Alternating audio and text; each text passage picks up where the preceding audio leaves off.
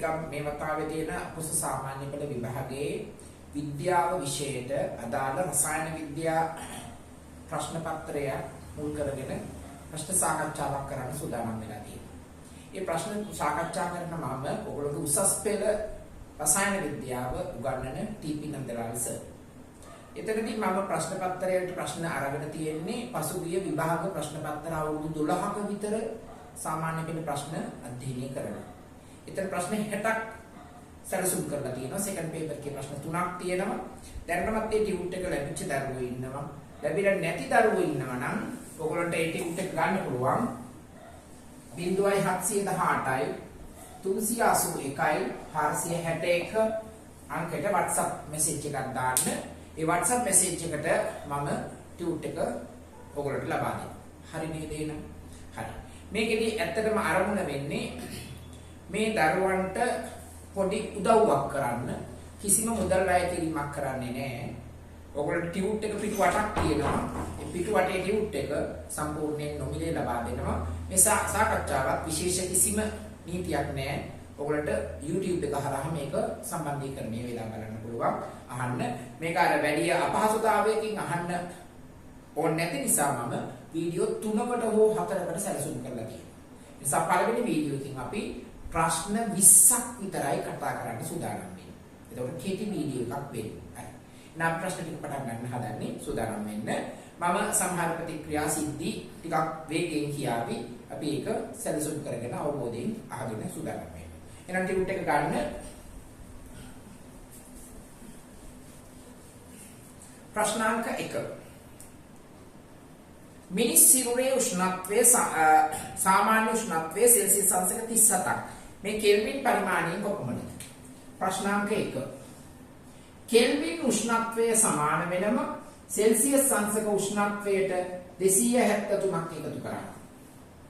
මේක තමයි සම්බන්ධතාවය. එතකොට 37යි සෙල්සියස් කියලා කියනවා නම් ඒක මොකද වෙන්නේ? 273ක් එකතු කරාම අපිට එනවා 7 3 10 බිඳුව ඉදිරි 1යි 7 3 10 1යි 11 ඉදිරි 1යි 300යි කෙල්වින්. පැහැදිලිද? පැහැදිලිද?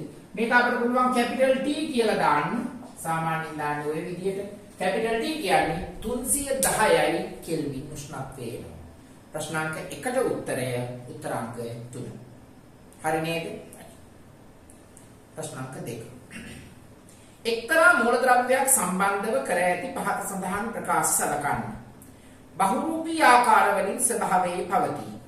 බහුරූපී ආකාර කියන්නේ මොනවද? දැන් බලන්න කාබන්ට තියෙනවා මිනිරන්, දියමන්ති, අඟුරු, දැලි, සක්‍රීය කාබන්, චාකෝල් වගේ දේවල්. මෙන්න මේවා බහුරූපී ආකාර. සල්පට බහුරූපී ආකාර තියෙනවා. රොම්බසීය සල්ප, ඒකානති සල්ප වගේ බහුරූපී ආකාර තියෙනවා. ෆොස්ෆරස් බහුරූපී ආකාර තියෙනවා. රතු ෆොස්ෆරස්, කහ ෆොස්ෆරස් වගේ ආකාර තියෙනවා. නම් බහුරූපී ආකාර කියන්නේ එක මූල ද්‍රව්‍යයකට තියෙන විවිධ ස්වභාවයන්. එහෙනම් මෙතන උත්තර ගත්තොත් එහෙම පොටෑසියම්ට බහුරූපී ආකාර නැහැ. ඇලුමිනියම්ට බහුරූපී ආකාර නැහැ. එතන උත්තර දෙක අපට කාබනුයි සල්ෆයි දෙකට යොමු වෙනවා. පැහැදිලිද? දෙවෙනි தත්ත්වය ඉහළ ද්‍රවාංකයක් ඇත. ඉහළ ද්‍රවාංකය මතක තියාගන්න අපි සාකච්ඡා කරන අයගේ වැඩිම ද්‍රවාංකය තියෙන්නේ කාබන්ට. මම උදාහරණයක් කියන්නම් පුතේ. දැන් මේ මෑතකදී NASA ආයතනයෙන් සූර්යාව අධ්‍යයනය කරන්න යානයක් යවුවා. සූර්යා අධ්‍යයනය කරන්න යානයක් යවනවා කියන්නේ යවන යානය ඉදිරි වෙන්නේ නෑනේ. එතකොට යවන යානයේ පරිඝටක පද්ධතියක් තියෙනවා. මේ පරිඝටක පද්ධතිය සූර්යාගේ පැත්තට ආවරණ නිරාවරණය වුණොත් අවුල් වෙනවා. ඒක වහලා තියෙන කාබන් වලින් හදපු තාප්පයක් වගේ උපකාර ද්‍රව්‍යයකින්. ඒ කියන්නේ කාබන් සූර්යා මතට ගියත් දිය වෙන්නේ. ද්‍රවාංකයට එළවෙන්නේ. උත්තරය කාබන් වෙන්න ඕනේ. අපි ඊළඟ තව தත්ත්වයක් තියෙනවා. ඒකත් බලමු. ලෝහමය නිස්සාරණය සඳහා යොදා ගැනීම. අපි දන්නවා යකඩ නිස්සාරණය. මේ යකඩ නිස්සාරණයට අපි ගන්නෙ මොනවද? යපස්, කෝක් නැමැති කාබන් විශේෂය සහ කුණුගල්. එහෙනම් උත්තරය carbon. පැහැදිලිද? උත්තර අංකය 3. ප්‍රශ්නාංක 2ට උත්තර අංකය 3. ප්‍රශ්නාංක 2ට උත්තර අංකය 3. ප්‍රශ්නාංක 3. හොඳට කියවලා බලමු. කලබල නැතුව කියවන්න. ඝන සෝඩියම් හයිඩ්‍රොක්සයිඩ් ග්‍රෑම් එකක් තනුක HCl සමග සම්පූර්ණයෙන් ප්‍රතික්‍රියා කිරීමේදී 1.47 කිලෝජූල් ක තාප ප්‍රමාණයක් නිදහස් විය. අන්න තාපය පිට වෙනවා. ඒ කියන්නේ මොකද්ද? එතන තමයි වචනේ තියෙන්නේ. ප්‍රශ්නාංක 3 තාපය නිදහස් විය. ඒ කියන්නේ තාපදායකයි. එහෙනම් කොහොමද ශක්ති සටහන ගෙන්නේ? මේ ප්‍රතික්‍රියක මේ ශක්තිය පිට වෙලා ගියාම ප්‍රතිඵල නිෂ්පාදනය කරනවා. එහෙනම් මේ තියෙන්නේ ශක්ති වෙනස. දැක්කද? එහෙනම් උත්තරය උත්තරාංක 1. පැහැදිලිද? තාපදායකයි. උත්තරාංක 1. ප්‍රශ්නාංක 4. පියකු විසින් තම දියණියට තෑගි කළ රත්තරන් මාලයක ඇති රත්තරන් පරිමාව ඝන සෙන්ටිමීටර් 2යි. ඝන සෙන්ටිමීටර කියන්නේ පුතේ මිලිලීටර්. දෙකම එකමයි. මිලිලීටර් එකක් කියන්නේ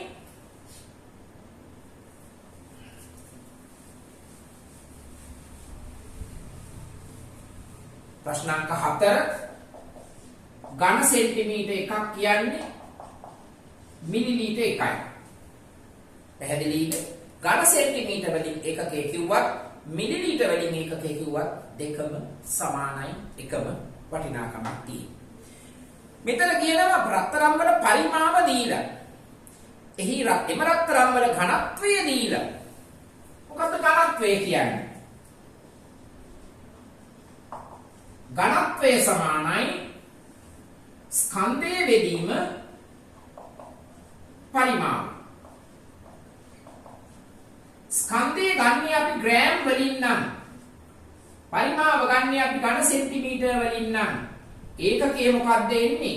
ග්‍රෑම් ඝන සෙන්ටිමීටරයට. මෙන්න ඒකකය. ඝනත්වයට ඒකක ඔය. දැන් මේකට අපි දත්ත ආදේශ කරමු. වටිනාකම් දීලා පරිමාව දීලා නේද? පරිමාව කීයද?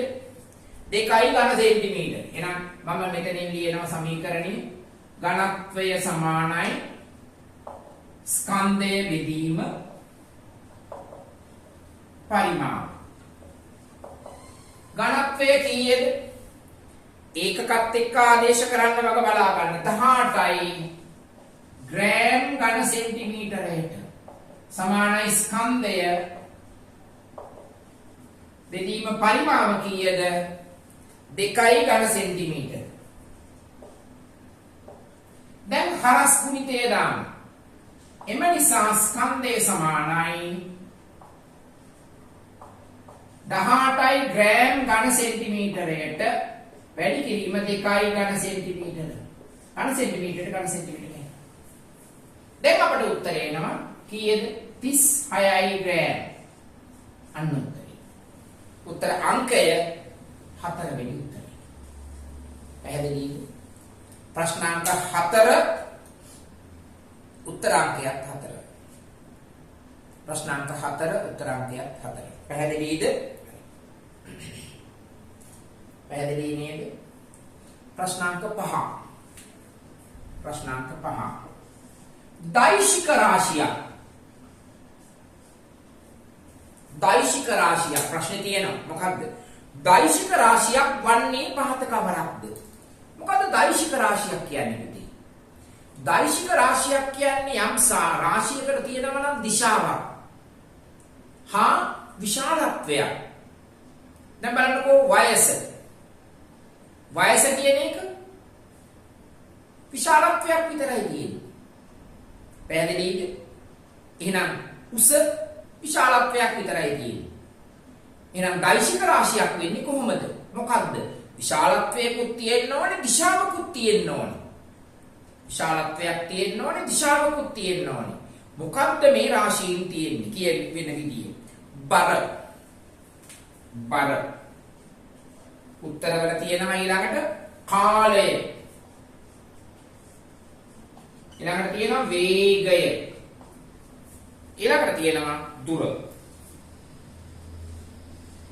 හොඳට මතක තියාගන්න කාලය දෛශිකයක් නෙමෙයි. කාලයේ වටිනාකමක් විතරයි තියෙන්නේ. වේගය දෛශිකයක් නෙමෙයි. දෛශිකයක් වෙන්නේ ප්‍රවේගය.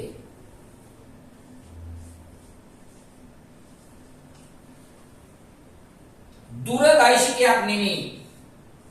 දෛශිකයක් වෙන්නේ ස්ථාපනය. පැහැදිලිද? එහෙනම් උත්තරේ බර. බර කියන්නේ පහළට යෙදෙන බලය. ගුරුත්වයේ යටතේ පහළට යෙදෙන බලයට තමයි බර කියලා කියන්නේ. බර කියන්නේ බලය. බලය කියන්නේ දිශාවක් සහිතයි, පහළටයි යෙදෙන්නේ. පැහැදිලිද? නම් දිශාවක් තියෙනවා, විශාලත්වයක් තියෙනවා. අපි කියනවා ඒක දෛශික රාශියක් කියලා. පිළිතුර බර කියන උත්තರಾಂಕය අංක 1.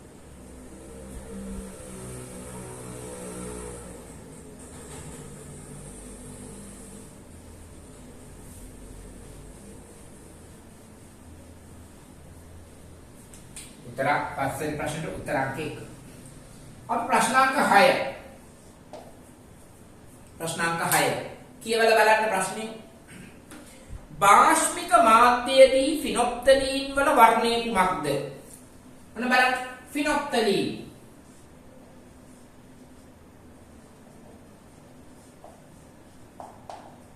ෆිනොප්තලීන් වලට අපි කියනවා දර්ශකයක්.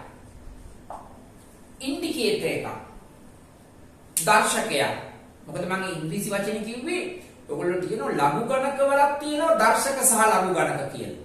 ඒ දර්ශක නෙමෙයි. මේ කියන්නේ ඉන්ඩිකේටර් පෙන්눔 කරනවා. මොකද්ද දර්ශකයක් කියන්නේ? පුතේ.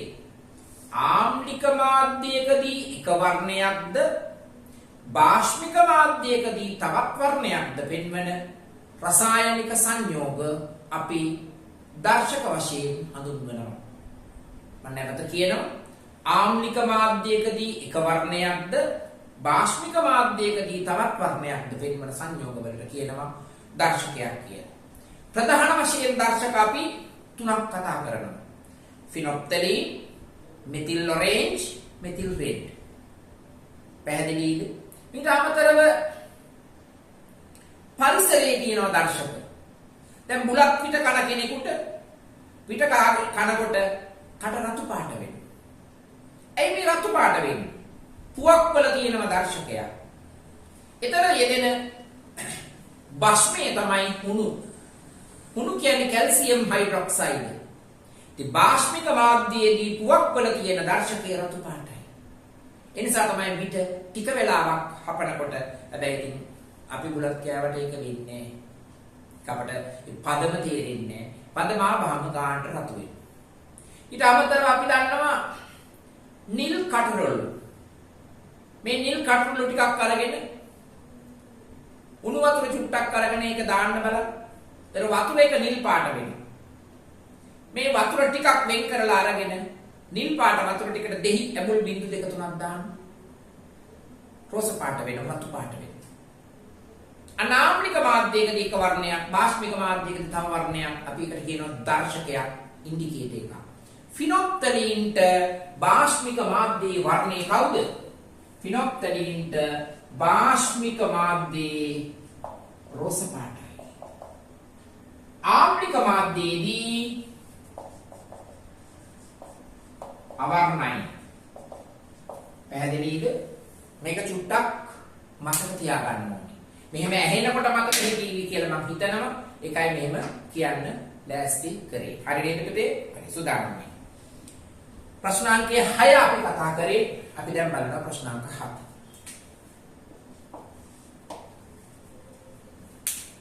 කියවලා බලන්න. රබර් කිරි මිදවීම සඳහා භාවිත කරන අම්ලය කුමක්ද? දැන් රබර් කිරි කියන එක ගත්තාම රබර් ශාකයේ පොත්ත අපි විශේෂ පිහියකින් කපනවා. කපලා කෙලවරට පොල් කටුවක් එල්ලනවා.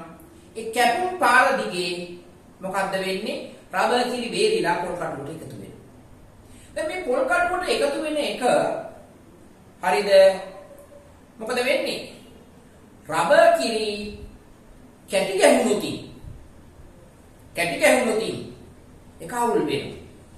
ඒ නිසා ඒකට අපි ඇමෝනියා ටිකක් දානවා. බස්මයක්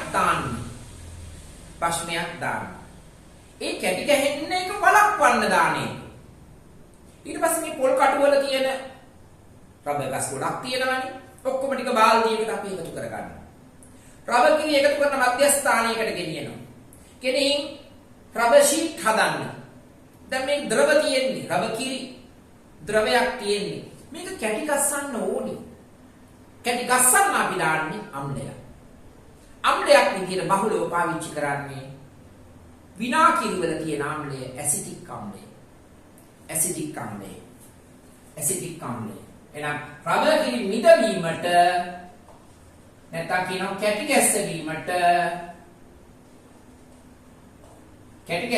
පාවිච්චි කරන්නේ කවුද? ඇසිටික් අම්ලය. ඇසිටික් අම්ලයේ සූත්‍රය කවුද? CH3COOH. යම් අවස්ථාවකදී කෙනෙකුට මේ වෙනුවට ගන්න පුළුවන් ෆෝමික් අම්ලය.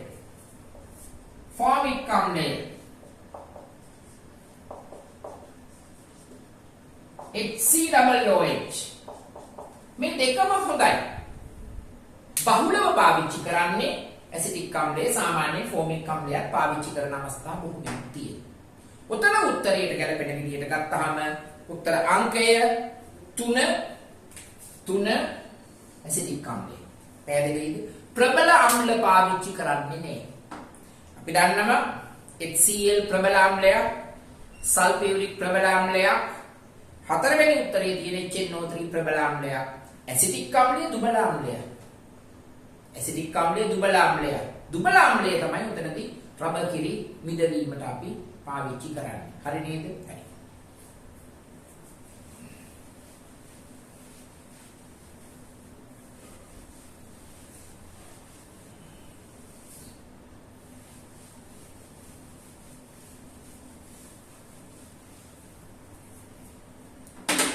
අපි ඊළඟ ප්‍රශ්නෙට යනවා.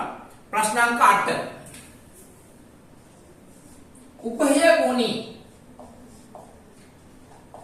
දැන් අපි දැනගන්න ඕනේ ආවර්තිත අවකුවේ මූලද්‍රව්‍ය 20ක්. නේද? මට නම් ඊට වඩා පුළුවන්. මට සාමාන්‍යයෙන් 80කට එහා පැත්තේ පුළුවන් 100කට කිට්ටු වෙන්න. එතකොට එකේ ඉඳලා 20ට කොහමද එන්නේ? hydrogen, helium, lithium, beryllium, boron, carbon, nitrogen, oxygen, fluorine, neon, sodium, magnesium, aluminium, silicon, phosphorus, sulfur, chlorine, argon, potassium, calcium. මේ 20 ඔය දරුවන්ට ස්ථානීය වශයෙන් මතක තියෙනවා. කීවෙනි අංකෙදත් එක්ක. එතකොට දැනගන්න උතනින් උභය ගුණි කියන්නේ මොකක්ද? අම්ල සමග ප්‍රතික්‍රියා කරනවා, භස්ම සමග ප්‍රතික්‍රියා කරනවා. අම්ල සමග ප්‍රතික්‍රියා කරන, භස්ම සමග ප්‍රතික්‍රියා කරන සාමාන්‍යයෙන් උතන දෙන්නෙක් ඉන්නවා. පැහැදිලිද? ඒ කවුද? ඒ කියපු 20 දෙනා ඇතුලේ දෙන්නෙක් ඉන්නවා. බෙරිලියමුත් උභයගුණි, ඇලුමිනියමුත් උභයගුණි. ඔයගොල්ලෝගේ ප්‍රසිද්ධම කෙනා ඇලුමිනියම්. එහෙනම් ඇලුමිනියම් ඔක්සයිඩ් උභයගුණි. බෙරිලියම්, ඇලුමිනියම් දෙන්නම ඔය 20 දෙනා ඇතුලේ උභයගුණි ලෝහ. දැනගන්න බෙරිලියම් ඔක්සයිඩ්, ඇලුමිනියම් ඔක්සයිඩ් උභයගුණි. උභයගුණි කියලා කියන්නේ අම්ල සමග ප්‍රතික්‍රියා කරලා ලබන ධන ජලය හදනවා, භස්ම සමග ප්‍රතික්‍රියා කරලා ලබන ධන ජලය හදනවා. පැහැදිලිද? මම ප්‍රතික්‍රියා දෙකක් ලියන්නම්.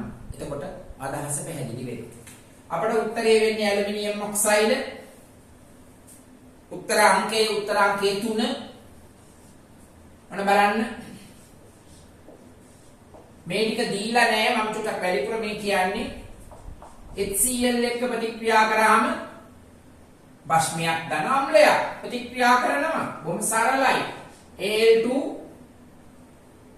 AlCl3 ඇලුමිනියම් දෙකක් තියෙනවා. මෙතන මොකද වෙන්නේ? දෙවරක් 3 6යි. එහෙනම් ධන ජලාණු 3ක් හැදෙනවා. ලවණයක් ධන ජලය හැදෙනවා නම් මෙයා අම්ලයක්. එහෙනම් මෙයා බාෂ්පිකයි. අපි Al2O3 එක්ක සෝඩියම් හයිඩ්‍රොක්සයිඩ් ප්‍රතික්‍රියා කරවමු. මේ ප්‍රතික්‍රියාව O level වලට නැහැ නේද? මං හිතනව නෑ කියලා. නමුත් මම බෝඩ් එකේ ලියන්න. කොහමද එන්නේ? NaAlO2 ධන ජලය. බලමුකෝ ලියලා තුලිතද කියලා. ඇලුමිනියම් 2යි එහෙනම් මේකට 2යි. මේකට 2ක් දැම්මාම තුලිතයි නේද කියලා බලන්න. මෙයාගේ නම සෝඩියම් ඇලුමිනේට්. සෝඩියම් ඇලුමිනේට්. වැඩි අහලා නැතුව ඇති. කමක් නැහැ. මට මේ කියන්න ඕනකම තිබ්බේ අම්ල සමග ප්‍රතික්‍රියා කරනවා බෂ්ම සමග ප්‍රතික්‍රියා කරනවා කියන කාරණා දෙකම. හරි නේද? හරි. එහෙනම් උත්තරේ වෙන්නේ ඇලුමිනියම් තමයි උභයගුණී ලෝහය. ඔක්සයිඩ් මෙතන තියෙන්නේ ඇලුමිනියම් ඔක්සයිඩ්. හරි නේද? උත්තරයක් වශයෙන් බෙරිලියම් තිබ්බනම් එකක් හරි බව මතක තියාගන්න. හරි නේද පුතේ? හරි. ප්‍රශ්නාංක 9. ස්පර්ශ ක්‍රමයෙන් සල්ෆියුරික් අම්ලය නිෂ්පාදනය කරන. සල්ෆියුරික් අම්ලය නිෂ්පාදනය කරන ස්පර්ශ ක්‍රමය. මේක උත්ප්‍රේරකය මතක තියෙන්න ඕනේ. වැනීඩියම් පෙන්ටොක්සයිඩ්. සල්ෆියුරික් නිෂ්පාදනයේ ස්පර්ශ ක්‍රමය. සල්ෆියුරික් නිෂ්පාදනයේ ස්පර්ශ ක්‍රමය. උත්ප්‍රේරකය කවුද? වැනීඩියම් පෙන්ටොක්සයිඩ් එක වචනයෙන් කියන්නේ සූත්‍රයේ මේ විදිහට එන්නේ V2O5 වැනීඩියම් පෙන්ටොක්සයිඩ් වචනයෙන් ලියා ගන්න ඕන නම් වැනීඩියම් පෙන්ටොක්සයිඩ්. හරි නේද? පැහැදිලිද? ඒක දැනගෙන ඉන්න ඕන කාරණාව. ඊළඟට මම ඔතනම චුට්ටක් කියන්නම්. උත්ප්‍රේරකයකින් කෙරෙන්නේ ප්‍රතික්‍රියාවක ශීඝ්‍රතාවය වැඩි කරන එක විතරයි. අඩු කරන්නේ. උත්ප්‍රේරකයකින් කෙරෙන ප්‍රතික්‍රියාවක ශීඝ්‍රතාවය වැඩි කරන එක විතරයි. අඩු කරන එක කරන්නේ. හරි නේද? ප්‍රශ්නාංක 9. දැන් ප්‍රශ්නාංක 10. කියවන්න. H2O අණුවක ඔක්සිජන් පරමාණුව වටා ඇති එකසර ඉලෙක්ට්‍රෝන යුගල් ගණන. 10 වෙනි ප්‍රශ්නය. දැන් බලන්න පුතේ ජල අණුව කොහමද එන්නේ? ඔක්සිජන් 6 වෙනි කාණ්ඩෙ තිත් කතිර අපි දැම්මොතින් ඔය විදියට. තව මෙතනදී ඔක්සිජන් 6 වෙනි කාණ්ඩය නිසා එකසර යුගල දෙකක් ඉදිරි. බලන්න තිත් 6ක් තියෙනවනේ. තිත් 6 ඔක්සිජන් 6 වෙනි කාණ්ඩයේ බව නියෝජනය කරනවා. තිත් 6 ඔක්සිජන් 6 වෙනි කාණ්ඩයේ බව නියෝජනය කරනවා. එක කතිරයයි තියෙන එක හයිඩ්‍රජන්ටයි අයිති. එයා පළවෙනි කාණ්ඩයේ එතකොට. හරි නේද? මේ විදියටයි ජල අණුව තියෙන්නේ. ඔක්සිජන් ළඟ එකසර යුගල් කීයක් තියෙනවද? දෙකක් තියෙනවා. එක නේද අහන්නේ? උත්තරේ 1. එකසර ඉලෙක්ට්‍රෝන යුගල් 2යි උත්තරාංකය 1. හරි නේද? ප්‍රශ්නාංක 11. ප්‍රශ්නේ කියවන්න. හොඳට කියවලා ගන්න ප්‍රශ්නයක්. පුතේ විභාගෙට ගියාම ඕගොල්ලෝ කලබල වෙන්න එපා. ඕගොල්ලන්ට කැමති විෂය කොටස් තියෙනවා. කැමති විෂය කොටස් ටික ඉස්සෙල්ලා කරන්න. බයොලොජි සාමාන්‍යයෙන් ලේසි, කෙමිස්ට්‍රි පාර්ට් එක ඊළඟට ලේසි, ෆිසික්ස් වල පාර්ට් එක චූට්ටක් නිකන් සංකීර්ණයි වගේනේ. ඒ වුණාට කැමති අය ඉන්නවා. ඉස්සෙල්ලා බයොලොජි පාර්ට් එක කරන්න, ඒ පිළිවෙලින්ම කරගෙන යන්න. නමුත් බැරි දෙයක හිර වෙලා ඉන්න එපා. බැරි දෙයක කවදාකවත් හිර වෙලා ඉන්න එපා. ලකුණු කරලා රවුමකින් මාක් කරලා පස්සේ නැවත ඇවිල්ලා බලන්න. ඊළඟ ප්‍රශ්නෙට යන්න. ඊළඟට ඕගොල්ලෝ හොඳට මතක තියාගන්න කොටු කොලයකදී උත්තර ගහන්න දෙන්නේ. කොටු කොලේ ගහන්න ඒ එකම වෙලාවෙ ලකුණු කරනකොටම ප්‍රශ්න පත්‍රයේ එකට තියෙන්නේ 3 වෙනි උත්තරේ කියලා කොටු කොලෙත් ඒ වෙලාවෙම ගහන්න. එතකොට කාලය ලොකු ඉතිරියක් වෙනවා. නැත්තම් කොටු කොලේ පුරවන්න ලොකු අමතර කාලයක් ගත වෙනවා. හරි නේද? ඔය පොඩි පොඩි උපදේශ ඔවා සැලසුම් කරගන්න. ප්‍රශ්නාංක 11. අයිසෝප්‍රීන් අණුවක ඇති තිත්ත බන්ධන ගණන. අයිසෝප්‍රීන් වල සූත්‍රය මම කියන්නම්. ඒක ඕගොල්ලොන්ට කියා ගන්න එක චුට්ටක් සංකීර්ණයි. අපි කියන්නේ ස්වභාවික රබර් වල මූලික ඒකකය. අපි කියනවා තැනුම් ඒකකය. අයිසෝප්‍රීන්. අයිසෝප්‍රීන් වලට එන්නේ මෙන්න මේ විදිහේ සූත්‍රයක්.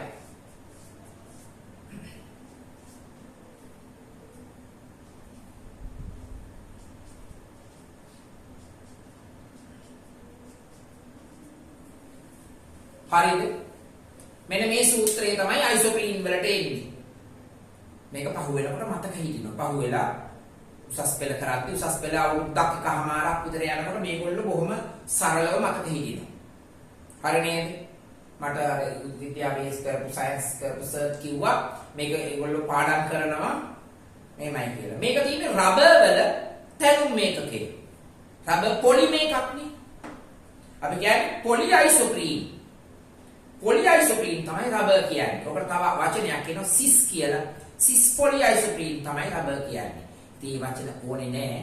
අයිසෝප්‍රීන් වල සූත්‍රය මේ ඇතුලේ මේක ලියා ගන්න සූත්‍රය කවුද මේ අයිසෝප්‍රීන්? මේකේ අහන්නේ දිත්ත බන්ධන කීයද? දිත්ත බන්ධන 2යි. උත්තර අංකයක් 2. දිත්ත බන්ධන 2යි, ඩබල් බොන්ඩ්ස් 2යි. උත්තර අංකයක් 2. පැහැදිලිද? පැහැදිලිද? right.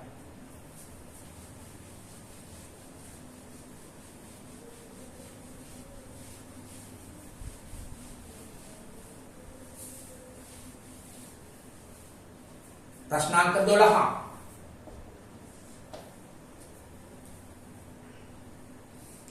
පහත සඳහන් කුමන ප්‍රතික්‍රියාවක් උදාසීනීකරණ ප්‍රතික්‍රියාවක් වේද? උදාසීනීකරණ ප්‍රතික්‍රියාවක් වෙන්නේ පුතේ අම්ලයක් ධන භස්මයක් තමයි ලවණයක් ධන ජලයට උදාසීන වෙන්නේ. අම්ලයක් ධන භස්මයක් තමයි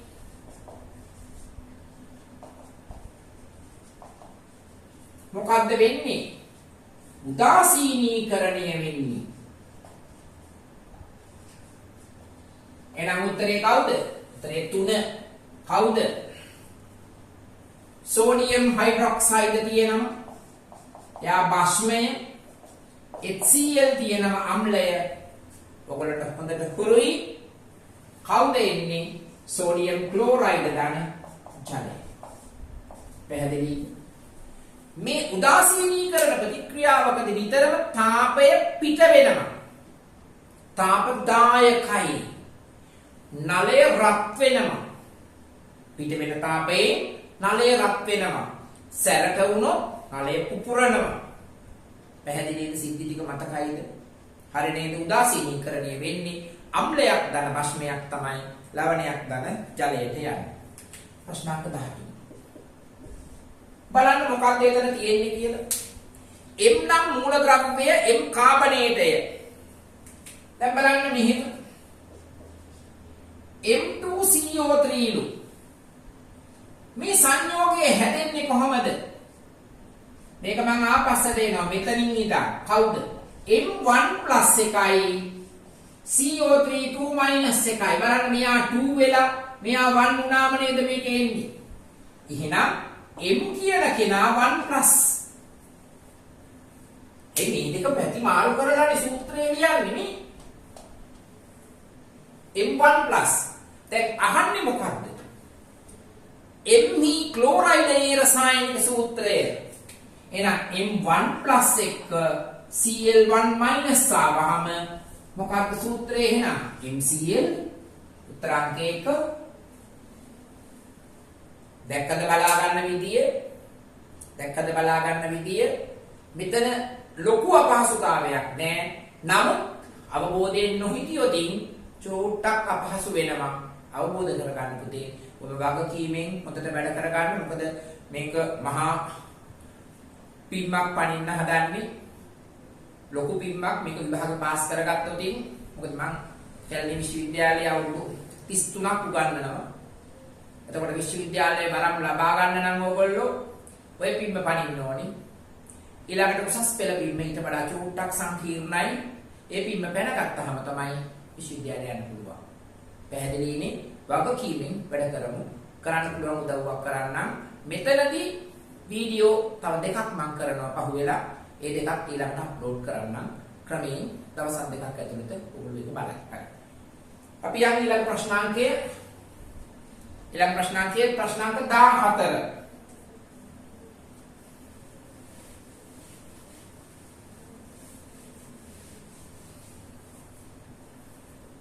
ප්‍රශ්නේ කියවන්න මොකක්ද වෙන්නේ? කාබන් ඩයොක්සයිඩ් ග්‍රෑම් 22ක ඔක්සිජන් පරමාණු සංඛ්‍යාව. මේ බලන්න. කාබන් ඩයොක්සයිඩ් සාපේක්ෂ අණුක ස්කන්ධය කීයද? කාබන්ට 12යි. ඔක්සිජන්ට 16යි. 16 වරක් 2යි. 12 ධන 32යි. ඒ කියන්නේ 44යි. පැහැදිලි? එහෙනම් අපට පුළුවන් මවුල සංඛ්‍යාව සොයාගන්න. එහෙනම් කාබන් ඩයොක්සයිඩ් මවුල සමානයි. මොකද කරන්නේ? ස්කන්ධයේ බෙදනම සාපේක්ෂ අණුක ස්කන්ධේ. ස්කන්ධය 22යි ග්‍රෑම් කියලා දීලා තියෙනවා. මේ 44 ඒකකය මොකද්ද? ග්‍රෑම් මවුලයට මෞලික ස්කන්ධය. ග්‍රෑම්ට ග්‍රෑම් කැපෙනවා. එහෙනම් මවුල කීයද? 22 වරක් චක්‍රයෙන් 1යි 2යි. ඒ කියන්නේ මවුල ගාන 0.5යි. බලන්න මවුලයට උඩට ගියාම මවුල වෙනවා. මවුල 0.5යි.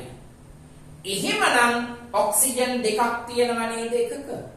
එම නිසා ඔක්සිජන් පරමාණු මවුල සමානයි මේ වගේ දෙගුණයක්.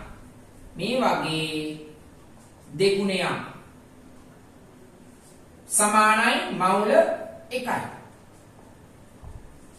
මවුල එකක පරමාණු කොච්චර තියෙනවද? ඇවෝගාඩ්‍රෝ නම්බර එක. මවුල එකක පරමාණු 6.02 වැඩි කිරීම 10 බලය 23ක් තියෙනවා. එහෙනම් මොකද්ද? ඔක්සිජන් පරමාණු ගණන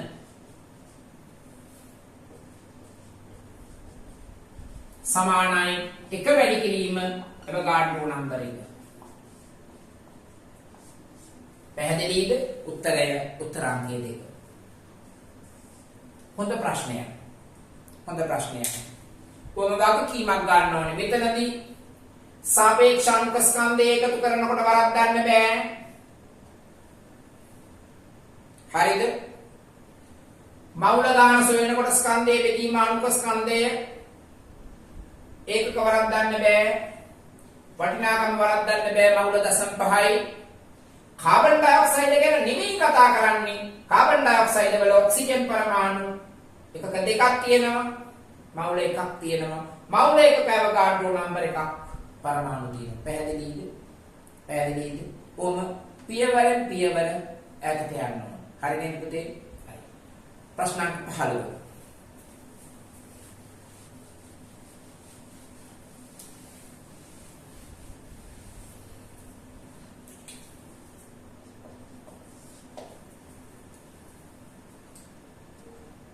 එක්තරා මූලද්‍රව්‍යයක ලක්ෂණ තුනක් පහත දී ඇත. මූලද්‍රව්‍යයක ලක්ෂණ තුනක් ස්පටික ආකාර මෙන්ම අස්පටික ආකාරයෙන්ද පවතී. ඒ කියන්නේ අර බහුරූපී ආකාර දියමන්ති මිනිරන් මේගොල්ලන්ටත් තියෙනවා, කාබන්ට තියෙනවා ඔය ෆෝමැට් දෙකම, සල්ෆර්ට තියෙනවා ඔය ෆෝමැට් දෙකම, ෆොස්ෆරස්ටත් මං හිතන විදිහට තියෙනවා. හරිද? එතකොට ඒකේ උත්තරේට අදාළ නැහැ ෆොස්ෆරස්. මොකද සෝඩියම්ට නැහැ, මැග්නීසියම්ට නැහැ. හැබැයි කාබන්ටයි සල්ෆර්ටයි ස්පටික අස්පටික දෙකම තියෙනවා. එහෙනම් පළවෙනි தත්ත්වය අලෝහ වෙච්ච කාබන්ටයි සල්ෆර්ටයි දෙකටම ගැලපෙනවා. දෙවෙනි එක බලන්න. ජලයේ අද්‍රාව්‍යයි කාබන් ඩයිසල්ෆයිඩ් වල දිය වෙනවා. හොඳට මතක තියාගන්න කාබන් ඩයිසල්ෆයිඩ් වල දිය වෙන්නේ සල්ෆර්. සල්ෆර්. ඒක හොඳට නෝට් එකක් දාගන්න. සල්ෆර් කාබන් දෙකම වතුරේ දිය වෙන්නේ. නමුත් කාබන් ඩයිසල්ෆයිඩ් වල දිය වෙන්නේ සල්ෆර් දිය වෙනවා කාබන් ඩයිසල්ෆයිඩ් වල.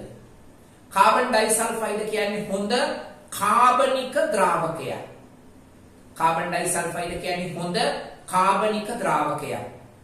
ඒ කාබනික ද්‍රාවකයේ දිය වෙනවා තුල දිය වෙනවා සල්ෆර්. සල්ෆර් උත්තරේ 4. පැහැදිලි නේද? ප්‍රශ්නාංක 16. මේකේ පිළිතුර 16 වෙනි ප්‍රශ්නෙට උත්තරේ දීලා තියෙන උත්තර පත්‍රයේ printing error එකක් තියෙනවා. ඒකට උත්තරය 1 කියලා දීලා තියෙන එක නෙමෙයි 2 වෙන්න ඕනේ. හරිද? හදන විදිය මම දැන් බෝඩ් එකට දානවා. ප්‍රශ්නාංක 16. බලන්න. මොකක්ද කියන්නේ? ජල මවුල ගණන. ජලය මවුල තියෙනවා 10ක්. තව කියනවා සෝඩියම් හයිඩ්‍රොක්සයිඩ් මවුල 2ක් තියෙනවා.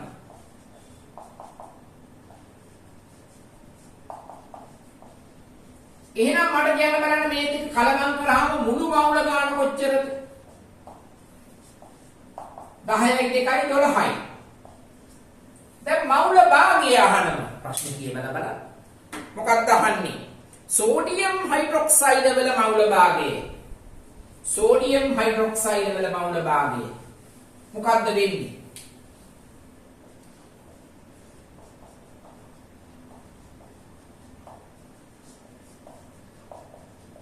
මවුල භාගය කියලා කියන්නේ සෝඩියම් හයිඩ්‍රොක්සයිඩ් මවුල බෙදීම මුළු මවුල ගණන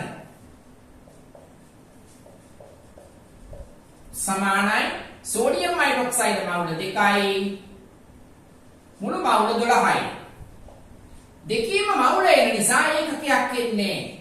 එහෙනම් කීයද මේ? 6න් 1යි. පැහැදිලිද? මං කිව්වේ උත්තරේ printing error එකක් තියෙනවා කියලා. උත්තර අංකය 2. පැහැදිලිද? පැහැදිලිද? right. ප්‍රශ්නාංක 17. අපි ප්‍රශ්න 20ක් කරලා මේ වීඩියෝ එකේ වැඩි නවත්තනවා. ඊළඟ වීඩියෝ එකෙන් අපි ඉතිරි ප්‍රශ්න සාකච්ඡා කරනවා. ඒක වීඩියෝ දෙකකට. මොකද කාලය ටිකක් අඩු වෙන කරමු. එතකොට හොඳයි. ඔයගොල්ලන්ට බලන්න ලේසියි. 17 බලපූර්ණය. මොකද්ද බලපූර්ණයක් කියන්නේ? බලය වැඩි කරනවා ක්‍රියා රේඛාවට තියෙන ලම්බක දුරෙන්.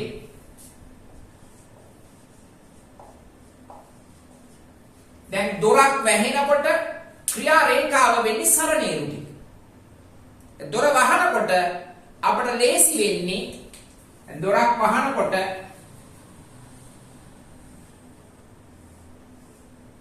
මෙහෙම ගත්තොත් මේ හරියෙන් තියනවා නම් සරණේරු මෙතනින් අර ලොක් එකක් තියෙන්නේ හරිද? මෙතනින් අල්ලලා එතකොට මේ දුර මෙදී මතක තියාගන්න. එහෙනම් බලය වැඩි කරනවා ක්‍රියා රේඛාවට තියෙන ලම්බක දුරේ. පැහැදිලිද? එහෙනම් මොකද්ද මේකේ ඒකකය? ඒකකය මොකද්ද? බලය නිව්ටන්, ලම්බක දුර මීටර. නිව්ටන් මීටර. පැහැදිලිද? පැහැදිලිද? ප්‍රශ්නාංක 17. ප්‍රශ්නාංක 18.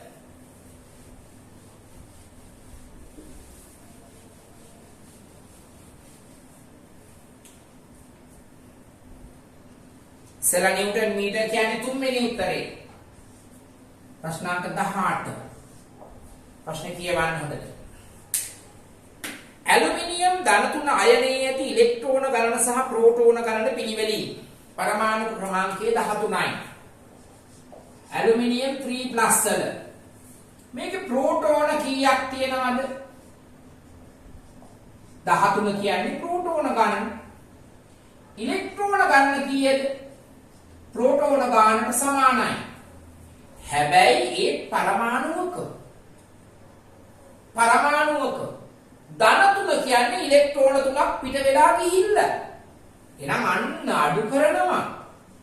ඒ කියන්නේ 10යි. තේරුණාද? ප්‍රෝටෝන 13යි. දැන් බලන්නකෝ උත්තරේ. ප්‍රෝටෝන 13යි ඉලෙක්ට්‍රෝන තමයි ඉස්සෙල්ලා තියෙන්නේ. ඉලෙක්ට්‍රෝන 10යි ප්‍රෝටෝන 13යි. උත්තර අංක 1. ඉලෙක්ට්‍රෝන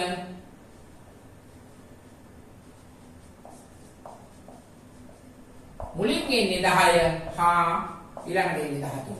උත්තර අංක 1. පැහැදිලිද? ප්‍රශ්නාංක 19.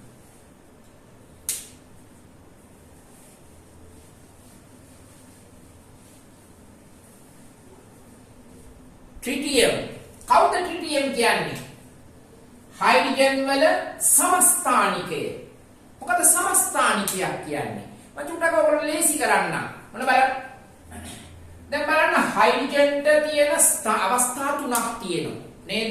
Hydrogen 1 hydrogen 1 2 hydrogen 1 3 hydrogen. මෙයා හයිඩ්‍රජන් නැත්නම් ප්‍රෝටියම් කියලා කියනවා. මෙයා ඩියුටීරියම්, මෙයා ට්‍රිටියම්. එහෙනම් ට්‍රිටියම් කියන්නේ මෙයාට මේගොල්ලෝ පොදුවේ කියන නාමය කවුද? සමස්ථානික. මේ නම හැදිච්ච විදිය මම චුට්ටක් කියන්නම්. මොන බලාගන්න. මේ තුන් දෙනාට ආවර්තිතා වගුවේ ස්ථාන තුනක් හිමීද? නෑ. ආවර්තිතා වගුවේ හයිඩ්‍රජන් කියලා එකයි කියන්නේ. අන්න මේ තුන් දෙනාටම එකම තැන බලන්න, එකම තැන.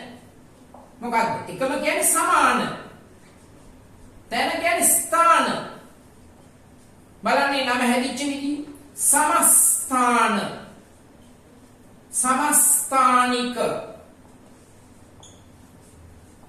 මොකක්ද සමස්ථානික කියන්නේ නම්? එකම තැන කියන වචනේ. ආවර්තිතා වගුවේ ස්කන්ධය වෙනස් වුණාට එකම තැනකට දාලා පරමාණු ක්‍රමාංකය විතරයි පදනම් කරගෙන තියෙන්නේ. අන්න එහෙම කට්ටියට තමයි සමස්ථානික කියන්නේ. පැහැදිලිද? පැහැදිලිද? තව උදාහරණයක් මම කියන්නම්. සමස්ථානික වචනේ කිව්ව නිසා 612 කාබන් 614. මේ දෙන්නටම තියෙන්නේ කාබන් කියන ඒ 6 ස්ථානයේ කොටුව විතරයි. එකම තැන. සමස්ථානිකය. පැහැදිලිද? ප්‍රශ්නාංක 20. කියවලා බලන්න. මුහුදු ජලයෙන් ලුණු නිෂ්පාදනය කිරීමේ ක්‍රියාවලියේදී පළමු වන තටාකයේ සහ තුන්වන තටාකයේදී අවක්ෂේප වන්නේ. මුහුදු ජලයෙන් ලුණු හදනකොට අපි කියනවා sea salt කියලා. මුහුදු ලුණු. මුහුදු ලුණු විතරක් නෙමෙයි ආකර ලුණු කියලා කර්මාන්තයක් වෙනම තියෙනවා. ඒවා පස්සේ ඕගොල්ලෝ උසස් පෙළ කරනකොට අධ්‍යයනය කරනවා. මුහුදු ලුණු ගන්නකොට තටාක තුනක් තියෙනවා. පළවෙනි තටාකයේ අවක්ෂේප වෙන්නේ හුණුගල් කැල්සියම් කාබනේට. හැබැයි බොහොම චුට්ටයි හැදෙන්නේ. ඇයි? හුණුගල් වතුරේ දිය වෙන සංඝටකයක් නෙමෙයිනේ. නමුත් බොහොම සුළු වශයෙන් දිය වෙනවා.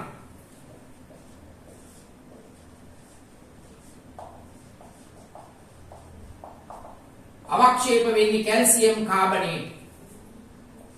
දෙවන තටාකයේ තුන්වන තටාකයේ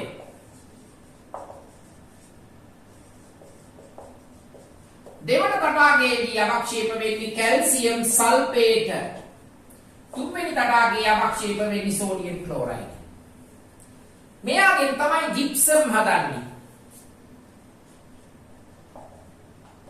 සහ plaster of Paris. plaster of Paris. අපි කියන පැරිස් බදාම කියලා. මේව හදන්නේ මෙතනින්. ලුණු ගන්නේ තුන්වෙනි තටාකයේ. ලුණු අවක්ෂේප වෙච්ච සාන්ද්‍රණයට ඉතාම සමීප සාන්ද්‍රණයකදී අවක්ෂේප වෙන්නේ මැග්නීසියම් ලවණ. විශේෂයෙන් කොහොම ලිව්වම ඇති මැග්නීසියම් සල්ෆේට් කියලා ගත්තට කමක් නැහැ. පැහැදිලි? එහෙනම් ඔය ප්‍රශ්න 20ක අධ්‍යයනය. එතකොට ප්‍රශ්න උත්තරාංකය අංක 1. මේකයි ඉන්නේ උත්තරාංකය 1. අමතරව මේ කාරණා මම කිව්වා. ඒක හරි. එහෙනම් ඔතනදී ප්‍රශ්න 20ක වැඩ අපි ඉවර කරා. තව වීඩියෝ දෙකකින් අපි නැවත මුල ගැහෙමු. මොකද වීඩියෝ එක දික් වුණාම ඔයගොල්ලන්ට බලන්න ටිකක් කරදරයි. එහෙනම් පළවෙනි වීඩියෝ එකේ වැඩ ඉවර කරමු. මේ ප්‍රශ්න පත්‍රයේ සූදානම් වෙන්න කරන්න කාලය ඕන තරම් තියෙනවා. මේකත් අහන්න. ප්‍රශ්න පත්‍රයේ නොලැබිච්ච දරුවෙක් ඉන්නවා නම් ඕනම දරුවෙකුට නොමිලේ ලබා දෙනවා. ඒක කිසිම විශේෂත්වයක් නැහැ. ඔයගොල්ලෝ ඉගෙන ගන්න පුතේ. ඉගෙනගෙන තමන් ලොකු තනතුරකට යන්න සහ රටට සේවය කරන්න. ඒකයි මූලික වෙන්නේ. හොඳ දරුවෙක් වෙන්න. ඉතින් මේ සඳහා හොඳට ඉගෙන ගන්න ඕනේ. ඉගෙන ගන්න මම උදව්වක් කරා කියලා වෙන්නයි මේක දෙන්නේ. ඔයගොල්ලෝ අර ෆෝන් නම්බර් එක 0.718 381 461ට WhatsApp message එකක් දාන්න. මම ඔයගොල්ලන්ට ටියුට් එක නොමිලේ ගෙදරට නැත්නම් මේ WhatsApp කරනවා. ඒකෙන් print එකක් අරගෙන කරන්න මේ discussion එක අහන ගමන්. පළවෙනි ප්‍රශ්න 20ක් මෙතනින් නිමා කරනවා. හරි නේද එහෙනම්? හරි. එහෙනම් මුසර්ණයි